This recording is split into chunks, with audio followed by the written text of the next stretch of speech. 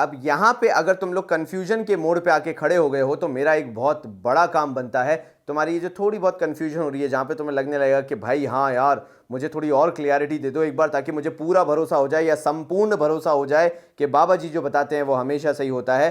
तो सुनो एक कहानी भाई। कहते तू होता कौन है कहने वाला, कहते कौन बातें तेरी सुनने वाला, मुझको ना लेना देना इससे जितने नकली बैठे घर पे सबको एक साथ किया डिसमिस।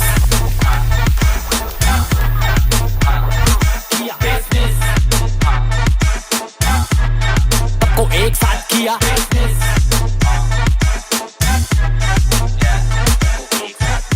देखो भाई, इस पूरे फ्रेम में तुम्हारे और कंपनी के बीच में दो लोग आते हैं। एक होता है डिपॉजिटरी और दूसरा होता है डिपॉजिटरी पार्टिसिपेंट। अब डिपॉजिटरी होता है अपना एपेक्स इंस्टीट्यूशन। डिपॉजिटरी मतलब जहां पे तुम्हारे शेयर्स इलेक्ट्रॉनिक फॉर्म में स्टोर होंगे। डिपॉजिटरी पार्टिसिपेंट वो होता है जो तुम्हें उस डिपॉजिटरी से लिंक करे।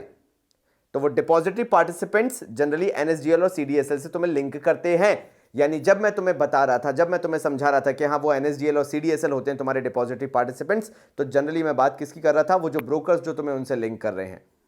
तो याद रखना, मैं फिर से बोल रहा हूं, कंफ्यूजन ना हो उसके लिए, कि डिपॉजिटरी पार्टिसिपेंट्स जो होते हैं ये वो लोग हैं जो तुम्हें वहां पे अप्रोच दिलवाएंगे।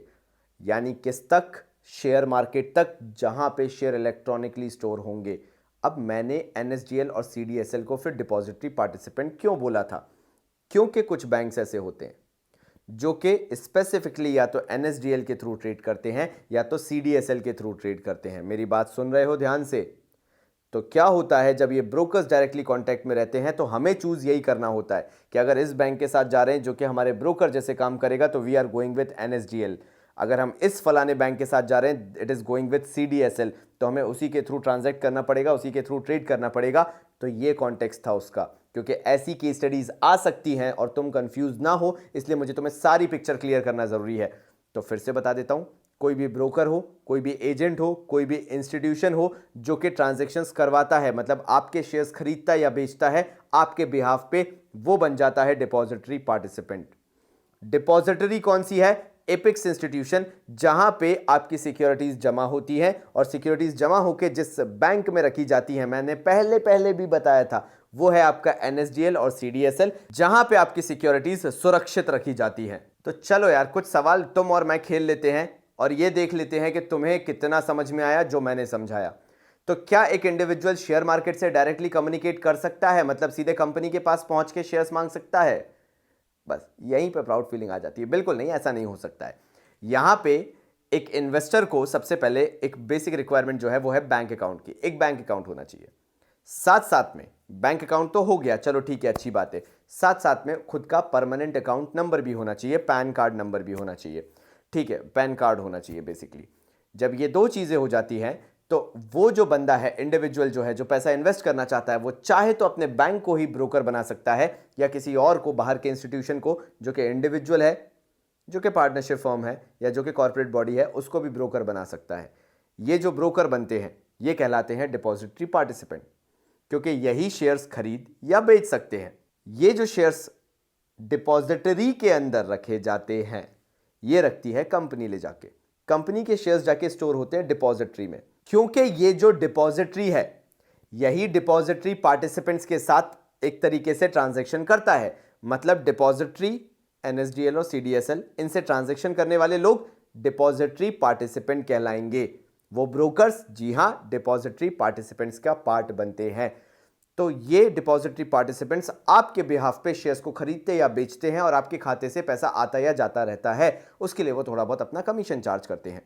तो डिपॉजिटरी पार्टिसिपेंट्स कौन? द ब्रोकर्स और the ones who are transacting on behalf of you. Depository कौन? The apex institution that keeps your shares safe, चाहे एनएसडीएल में हो चाहे सीडीएसएल में हो। कंपनी उधर बैठी हुई है, इंडिविजुअल तुम बैठे हुए हो। ये डिपॉजिटरी, ये आपके ब्रोकर्स, ब्रोकर्स क्या कहलाए? Depository participants. ये मिलके काम करते रहते हैं हम दो के बिहाफ पे, इंडिविजुअल और कंपनी के बिहाफ पे। आई होप तुम्हें बहुत अच्छे से क्लियर हो गया होगा ये टॉपिक, क्योंकि इतना डिटेल में तब जब तुम जाओगे तभी आंसर को 100% लिख के आ पाओगे, और यही तो मेरा उद्देश्य है। नेक्स्ट टॉपिक, तो स्टॉक एक्सचेंज का एक बेनिफिट वो मैं जो भूल गया था वो भी बता देता हूं, और वो है ड्यू म्यूचुअलाइजेशन का। पहले हुआ क्या करता था, जो इंटरमीडियरीज हुआ करते थे वही सब कंट्रोल करते थे, ओन करते थे, सब कुछ अधिकार पूरे जो हुआ करते थे वो इंटरमीडियरीज के पास हुआ करते थे, यानी ब्रोकर्स के पास हुआ करते थे। तो डीम्यूचुअलाइजेशन जब आया तो ब्रोकर से ये सारे अधिकार छीन लिए गए और उनको बोला गया बेटा तुम बीच के बन के बैठे रहो, मतलब तुम सिर्फ शेयर्स को यहाँ से वहाँ करो, उससे ज़्यादा कोई काम मत करो, सिर्फ डिपॉजिटरी पार्टिसिपेंट हो तुम, पार्टिसिपेट करोगे, लेकिन जो अधिकार हैं वो जाएंगे इंडिविजुअल्स के पास, ओनर्स के पास, जिन्होंने पैसा लगाया है, इन्वेस्टर्स के पास। तो ये डीम्यूचुअलाइजेशन का फायदा था। स्टॉक एक्सचेंज जब आया, जब स्टॉक एक्सचेंज की वर्किंग चेंज हुई तो इसके अंदर डीम्यूचुअलाइजेशन लाया गया। डीम्यूचुअलाइजेशन का मतलब कुछ नहीं, जितने भी इंटरमीडियरीज के पहले अधिकार हुआ करते थे कि बीइंग अ ब्रोकर, वो जो पैसा लगा रहा है उसके शेयर्स भी ओन करते थे, उन्हीं के पास रहते थे, कंट्रोलिंग पावर पूरी उनकी थी, वो ब्रोकर से छीन के एक्चुअल जो पैसा लगा रहा है उसको दे दिया गया। मुझे तो समझ में भी नहीं आता कि ऐसा होता ही क्यों था, बहुत इलॉजिकल चीज़ है। तो अब वो पूरे जो पार है वो हमारे पास, मतलब इन्वेस्टर्स के पास पहुंच चुकी है, जो कि पहले ब्रोकर के पास हुआ करती थी। ये डीम्यूचुअलाइजेशन के अंदर हुआ है। तो चलो भाई अब बात कर लेते हैं सेबी की। Securities exchange board of India को सेटअप किया गया था 1988 में, और उस टाइम पे सिर्फ एक काम हुआ करता था, to regulate the functions of stock exchange, मतलब देखो कि कैसा चल रहा है काम। मतलब SEBI at that point of time was just the watchdog, मतलब सिर्फ देखने का काम था, कुछ कर नहीं सकते थे, कुछ कह नहीं सकते थे, सिर्फ देखो, गवर्न करो कि चीजें कैसी चल रही है। अगर अंग्रेजी में बोला जाए तो SEBI was not able to exercise the complete control over the transactions in stock exchange. जो भी ट्रांजैक्शंस हुआ करते थे, जो भी बाइंग सेलिंग हुआ करती थी, उसके ऊपर सेबी का कंप्लीट कंट्रोल नहीं हुआ करता था उस टाइम पे। और इसी खामी को, इसी दूरी को सन 1992 1992 मई में हटाते हुए सेबी को अपना एक लीगल स्टेटस दिया गया, एक कॉर्पोरेट बॉडी बनाया गया जिसका खुद का सेपरेट लीगल एंटिटी, मतलब they were the separate legal entity with perpetual succession, उनको एक अपना लीगल वजूद मिला। तो जैसा मैंने बताया कि सेबी के अंदर 3 लोग आते हैं, एक हम जो पैसा लगाना चाहते हैं, एक कंपनी जिसको पैसा चाहिए, और भैया बीच के लोग जो कि हम दोनों का लिंकिंग पिन बनते हैं, ब्रोकर्स यानी डिपॉजिटरी पार्टिसिपेंट्स। तो सेबी का पर्पस तीनों के लिए था। जो कंपनीज थी उनके लिए फायदा यह था, फेयरली और प्रॉपर मैनर में वो फाइनेंस ले सकती थी शेयर मार्केट के थ्रू। इन्वेस्टर्स को, जैसे हम लोग जो हैं, उनको प्रोटेक्शन दी गई कि हमें जो भी इंफॉर्मेशन दी जाएगी इस मार्केट के बारे में वो करेक्ट होगी, एक्यूरेट होगी, सो दैट जो हम अपना पैसा लगा रहे हैं हम ये पता कर पाएं कि हम उसको सही जगह लगा रहे हैं। और जो इंटरमीडियरीज यानी जो ब्रोकर्स हैं, जो डिपॉजिटरी पार्टिसिपेंट्स हैं, उनको एक कॉम्पिटिटिव मार्केट प्रोवाइड किया, क्योंकि हमने बोथ द पार्टीज यानी कंपनी और इन्वेस्टर्स को, सेबी का कहना था, हमने दोनों को एक ऐसा मार्केट दे दिया है, अगर कंपनी ग्रो करेगी तो इन्वेस्टर्स एनकरेज होंगे और पैसा लगाने के लिए, जब और पैसा कंपनी के पास पहुंचेगा तो कंपनी और ग्रो करेगी, और ऐसे ये मार्केट बढ़ना ही है। इससे इंटरमीडियरीज को ये फायदा होगा, वो जितने इन्वेस्टर्स को कैपिटल मार्केट से जोड़ेंगे यानी शेयर मार्केट से जोड़ेंगे, उनका कमीशन, उनका बेनिफिट, उनकी ग्रोथ, उनका प्रॉफिट उतना ही बढ़ता चला जाएगा। अगर मैं कुछ ऑब्जेक्टिव्स की बात करूं तो basic objective of SEBI is to regulate the stock exchange. जो भी काम होता है, जो पहले था 1988 में था, वो आज भी है, कि आपको बेसिक काम ये करना है कि स्टॉक एक्सचेंज के अंदर अगर कुछ भी हो रहा है तो सेबी के थ्रू ही होगा। सेकंड आता है to protect the right of investors and ensuring the safety of their investments. जो भी इन्वेस्टर पैसा लगा रहा है, ये सेबी का रूल है कि वो इन्वेस्टर का पैसा सेफ रहेगा, और वो जो भी पैसा इन्वेस्टमेंट में डाल चुका है वो कहीं भी गायब नहीं होगा, उसका पैसा सेफ है, जितना पैसा उसने इन्वेस्ट किया हुआ है, अगर प्रॉपर नॉलेज के साथ किया है। फालतू में कर दोगे तो डूबेगा ही। तीसरा ऑब्जेक्टिव आता है to prevent fraudulent malpractices. अब ये पॉइंट कॉपी में अच्छे से नोट डाउन कर लेना, क्योंकि इसके अंदर तुम लोग गलती करते हो और बाबा जी की बूटी ले लो कि क्या गलती करते हो। यहां पे सेबी ने कुछ रेगुलेशंस बनाए, एक हुआ स्टैट्यूटरी रेगुलेशंस और दूसरा हुआ self regulation of business. Statutory regulations मतलब जो कॉमन रेगुलेशंस सबके लिए थे, सारे बिजनेस हाउसेस के लिए थे, और सेल्फ रेगुलेशन ऑफ बिजनेस यानी बिजनेस को भी बोला गया कि जाओ खुद के अपने नॉर्म्स बनाओ कि इस तरीके से आप काम करोगे, सो दैट कभी भी कोई ऑडिट या चेकिंग होती है तो कोई फ्रॉडलेंट माल प्रैक्टिसेस पकड़ के ना आपके सामने आए और कहीं भी आपका लाइसेंस रद्द कर दिया जाए, आपको डाइल्यूट कर दिया, डिसॉल्व कर दिया जाए, ऐसा ना हो आपके साथ। तो कृपया करके ऐसे काम ना करें। तो रेगुलेशन इन बिजनेस भी बनाया गया और स्टैट्यूटरी रेगुलेशंस बनाए गए जो कि सेबी के खुद के हैं, जिसके कारण कोई भी फ्रॉडलेंट माल प्रैक्टिस नहीं हो सकती है। अब अगर यहाँ पे जो मैंने बताया है वैसा नहीं लिखोगे तो मार्क्स कटेंगे, इसलिए जो मैंने बोला कृपया करके लिख लेना। और हाँ, एक चीज़ बहुत ये वाला ऑब्जेक्टिव काफ़ी उभर के आता है, और वो पता है बड़ा सिंपल सा है, to develop a code of conduct for the intermediaries. SEBI का आज के टाइम पे जो सबसे मेजर रोल है जहाँ से सारी चीज़ें शुरू होती हैं ना, पता है, जहाँ से फ्रॉड ना हो, कुछ ना हो, ये होता है to develop a code of conduct for the intermediaries. अगर आपके कंट्रोल में इंटरमीडियरीज आ गए तो फिर आपको कोई धोखा नहीं दे सकता है, और सेबी ने यही किया। सेबी ने सबसे पहले कंट्रोल किया इंटरमीडियरीज को, और अभी भी सेबी का ये कोर ऑब्जेक्टिव है कि जो भी इंटरमीडियरीज काम करेंगे वो सेबी के गाइडेंस और गवर्नेंस के अंदर ही करेंगे। तो हमारे लास्ट टॉपिक पे आ जाते हैं, और वो है फंक्शंस ऑफ सेबी पे। पहला फंक्शन होता है प्रोटेक्टिव फंक्शन।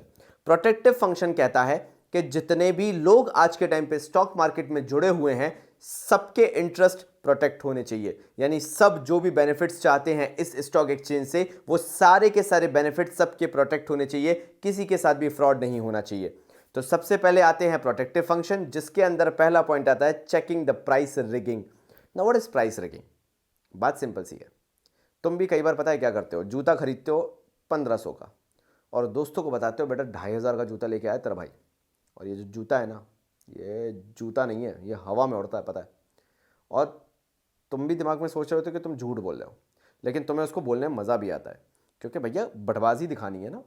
ऐसे कंपनी भी करती है, सेबी उसको कंट्रोल करता है। कंपनी क्या करेगी, अपने शेयर्स की वैल्यू या तो इन्फ्लेट कर देगी या डिप्रेस कर देगी, यानी डाउन कर देगी, कम करके दिखाएगी। Now it totally depends upon the situation कि सेबी तो नहीं, कैसा कंपनी क्यों कर रही है।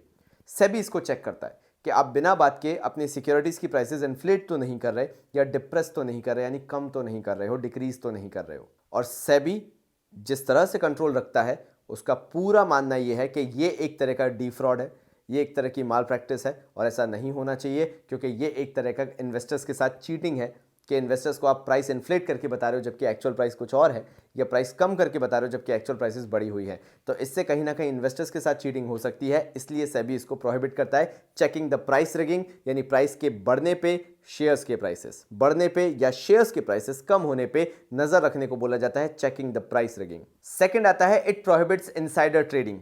ना ये जो इनसाइडर ट्रेडिंग है, ये बड़े तरीके से यूज़ किया जाता है और हर जगह तुम्हें सुनने को भी मिलता होगा। आज बाबा जी तुम्हें बताएंगे कि ये इनसाइडर ट्रेडिंग आखिर होता क्या है। सिंपल सा मतलब है इनसाइडर ट्रेडिंग का। मान लो आप एक इन्वेस्टर हो, अब आप तो भाई घर पे बैठते हो, आम जिंदगी जीते हो, ऑफिस जाते हो, घर आ जाते हो, या बढ़िया पेपर पढ़ते हो, न्यूज़ देखते हो, ये वो करते हो, बेसिक चीज़ें करते हो। लेकिन जो कंपनी में लोग काम करते हैं, वो कंपनी के बारे में डिटेल्ड इन्फॉर्मेशन जानते हैं, कंपनी में क्या चल रहा है क्या नहीं चल रहा है। आप तो भैया मूवी देखने वाले इंसान हो ना, जैसा मैंने बताया, आपने तो शेयर्स में पैसा इन्वेस्ट करके डाल दिया, अब आपको नहीं पता कि कंपनी के अंदर क्या चल रहा है और क्या नहीं चल रहा है। आपने तो कंपनी में पैसा इन्वेस्ट करके डाल दिया, अब आपको क्या पता कंपनी के अंदर क्या चल रहा है, कंपनी में कितना फाइनेंशियल ग्रोथ आ रहा है, क्या आ रहा है, वो तो कंपनी जो बताती है वो आपको मानना पड़ता है। लेकिन कुछ लोग कंपनी के अंदर अभी भी बैठे हुए हैं, और वो कंपनी के अंदर जैसे डायरेक्टर्स हो गए या प्रमोटर्स जिन्होंने कंपनी को बनाया, आज खड़ा किया, इस लेवल पे लेके आए हैं, इन सबको कंपनी के बारे में बहुत ज़्यादा इन्फॉर्मेशन होती है। अब ये लोग क्या कर सकते हैं, कंपनी की इंटरनल इंफॉर्मेशन लेकर प्रॉफिट कमा सकते हैं। फॉर एग्जाम्पल, डायरेक्टर्स ने डिक्लेयर करके रखा है कि साल के एंड में बोनस से शेयर इशू करेंगे। अब ये तो डायरेक्टर्स को खुद ही पता है ना कि वो बोनस शेयर इशू करेंगे, तो डायरेक्टर्स ने सोचा एक काम करते हैं, प्रॉफिट कमाते हैं। डायरेक्टर्स ने मार्केट से खुद के शेयर्स खुद ही खरीद लिए, एज एन इन्वेस्टर खरीद लिए, और जब साल के एंड में बोनस से शेयर इशू किए गए तो वो तो डायरेक्टर्स को ही मिलेंगे, क्योंकि bonus shares existing share holders को ही दिए जाते हैं भाई, आपको मालूम होगा। तो डायरेक्टर्स ने, क्योंकि जानते थे कि साल के एंड में बोनस से शेयर इशू होंगे, डायरेक्टर्स ने खुद के शेयर खरीद लिए, और जब बोनस शेयर डायरेक्टर्स ने इशू किए साल के एंड में तो वो भी उनके हो गए। तो एक तरीके का डायरेक्टर्स को प्रॉफिट हो गया। ये डायरेक्टर्स क्यों कर पाए, क्योंकि डायरेक्टर्स को खुद को मालूम था कि वो साल के एंड में बोनस शेयर इशू करेंगे।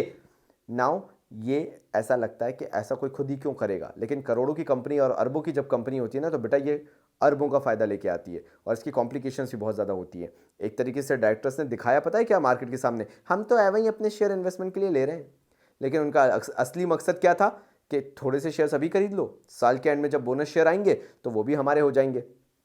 अब याद रखना, कंपनीज पे डायरेक्टर्स का पार्शियल कंट्रोल होता है, पूरा नहीं होता है, और वो इस तरीके से अपनी होल्ड बनाना चाहते हैं कंपनी के ऊपर, और ये बहुत सारे तरीके होते हैं जिसके थ्रू वो कर सकते हैं। तो कभी भी इनसाइडर ट्रेडिंग को सेबी प्रमोट नहीं करता, इंस्टेड प्रोहिबिट करता है। अगर ऐसा होते हुए कोई पकड़ा जाता है तो उसको जेल ही होती है सीधे। तो कभी भी इनसाइडर ट्रेडिंग यानी इनसाइडर इन्फॉर्मेशन लेके शेयर्स को बाय या सेल अगर कोई करते हुए पकड़ा जाता है, उसको जेल होनी है, क्योंकि ये माल प्रैक्टिस है जो कि नहीं की जा सकती है हमारे स्टॉक एक्सचेंज के अंदर। थर्ड आता है SEBI prohibits fraudulent and unfair trade practices. मतलब अगर कुछ भी ऐसी फ्रॉडलेंट एक्टिविटी होती है अपार्ट फ्रॉम दैट, जो मैंने अभी तुम लोग को दो बताई है, प्राइस रिगिंग हो गई, या जो अपना बोनस शेयर वाला मैंने आपको बताया था, क्या था यार वो, मेरे को याद ही नहीं आ रहा भाई, मैंने अब भी बताया और बताओ मैं भूल गया। तो वो था इनसाइडर ट्रेडिंग, ठीक है। तो जब ये दो चीज़ें ख़त्म हो जाती हैं तो इसके बाद सेबी ये भी देखता है कि इंटरमीडियरीज की तरफ से कोई फ्रॉड तो नहीं हो रहा, कोई ऑनलाइन फ्रॉड तो नहीं चल रहा है, कोई और तरीके की ऐसी कोई एक्टिविटीज़ तो नहीं हो रही जिससे लोगों को कहीं ना कहीं परेशानी हो सकती है, इन्वेस्टर्स को कहीं ना कहीं प्रॉब्लम हो सकती है, मे बी उनका जो भरोसा है वो शेयर मार्केट से उठ सकता है।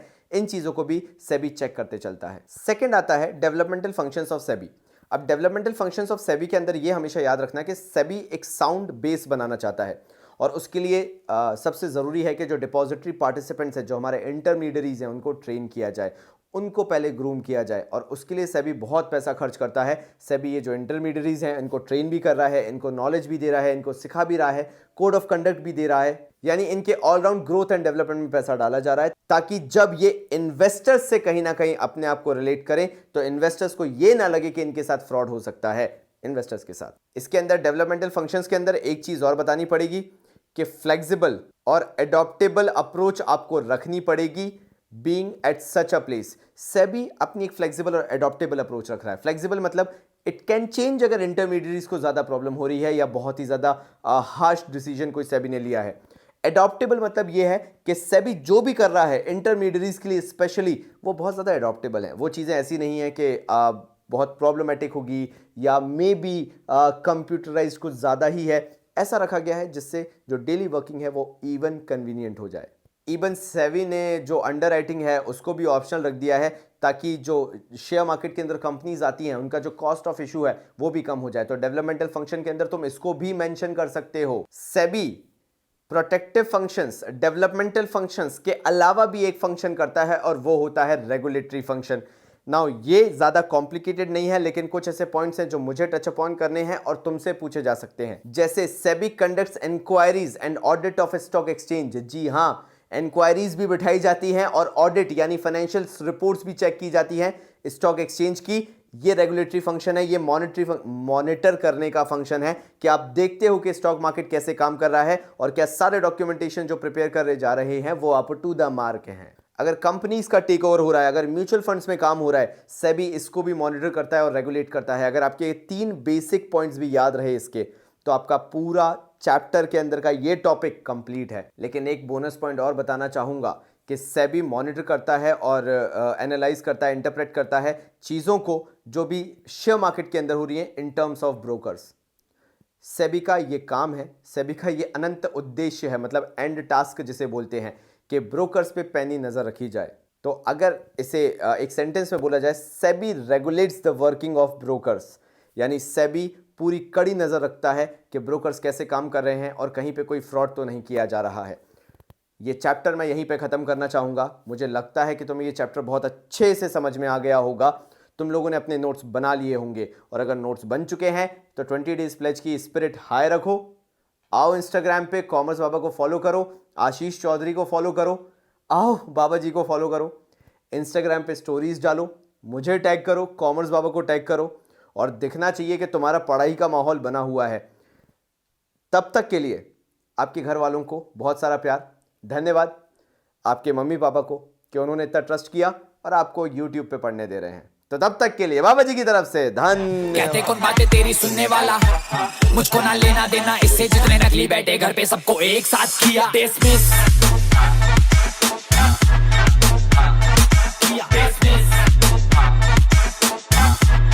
सबको एक साथ किया।